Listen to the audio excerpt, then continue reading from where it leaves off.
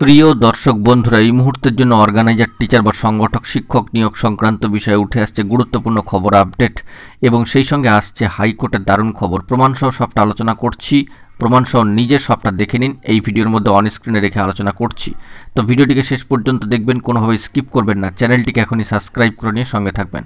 চলুন কথাবার্তা না বাড়িয়ে আমরা মূল টপিকেই ফোকাস করি। বন্ধুরা, আপনারা অনেকেই বলেন যে অর্গানাইজার টিচারদের অস্তিত্ব নেই, অর্গানাইজার টিচার বা সংগঠক শিক্ষকদের নিয়োগ হয়নি, হবে না। কিন্তু মহামান্য কলকাতা হাইকোর্টেরই দারুণ খবর উঠে আসছে, প্রমাণসহ নিজেরা সবটা দেখে চক্ষু কর্ণের বিবাদ কিন্তু ভঞ্জন হয়ে যাবে। তো সেই মর্মে চলুন আমরা এক্সক্লুসিভ অন স্ক্রিনে চলে যাচ্ছি।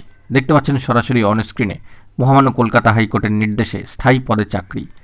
প্রায় 18 বছর আইনি লড়াইয়ের পর স্থায়ী পদে চাকরির অনুমোদন পেলেন মোস্তাফাপুর হাই মাদ্রাসার 3 জন সংগঠক শিক্ষক এবং 2 জন শিক্ষাকর্মী। যদিও এর মধ্যেই ওই 5 জনের একজন অবসর নিয়েছেন, বাকি 4 জনও কর্মজীবনের প্রায় শেষ প্রান্তে।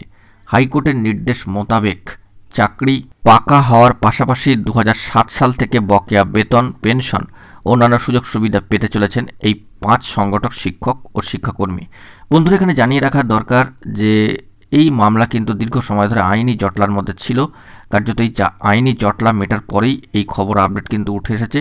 মহামান্য কলকাতা হাইকোর্টের কিন্তু গুরুত্বপূর্ণ নির্দেশ। ইতিমধ্যে আপনাদেরকে জানিয়েছি যে অর্গানাইজার টিচার রিলেটেড বেশ কিছু মামলা রয়েছে, সেখানে বেশ পুরনো সালের বেশ কিছু গুরুত্বপূর্ণ মামলা রয়েছে। 2005 সাল রয়েছে, 2011-13 সাল কিন্তু রয়েছে।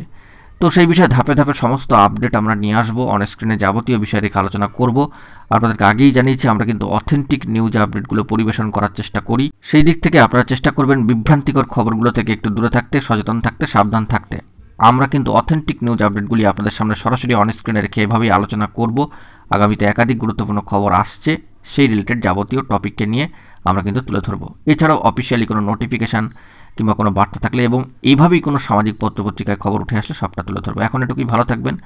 জরুরি আপডেটগুলি পাওয়ার জন্য অতি অবশ্যই চ্যানেলটিকে সাবস্ক্রাইব করে নিয়ে সঙ্গে থাকবেন। ধন্যবাদ।